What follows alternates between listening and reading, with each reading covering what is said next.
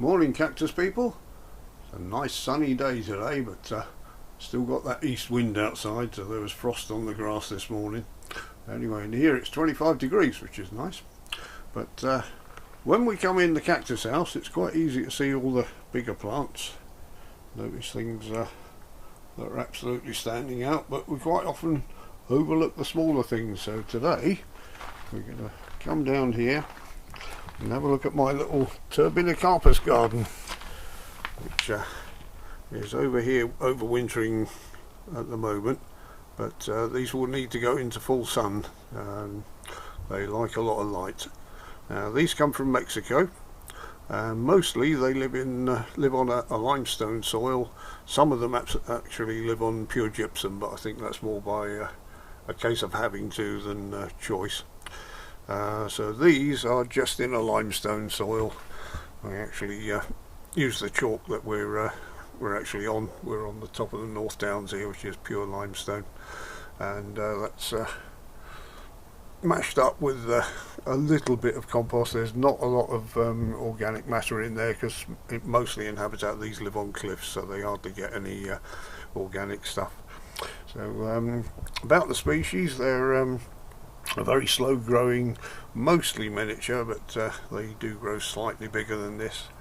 And the ones I've got here, 1, 2, 3, 4, 5, 6, there's a tiny one at the back there. I've grown those from seed, and there's one in here which I got as a rescue last year or the year before. It's a Turbinicarpus pseudo-macroheli Alanae with a collection number MZ424. I'm not even sure if I've looked that collection number up yet. I must do that to see exactly where it came from. Which looks a bit brown on the top, but he's still alive. I think he'll be fine. Now, as you can see, I've got a label at the back which tells me these have got a slightly different watering regime from the other cactus, so I do these separately. They have a light spray in the spring on a sunny morning, which today is, so they're going to get their first light spray. Some of them actually absorb water through the surface of the cactus, so that's a good start.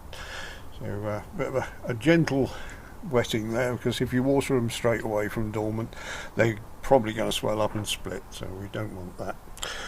So light spray, and then I'll feed them when I give them their first water with some dilute tomato feed, and then I won't feed them for the rest of the year, because in habitat they wouldn't get a feed. They'd maybe get a bit of nitrogen off bird droppings or something like that.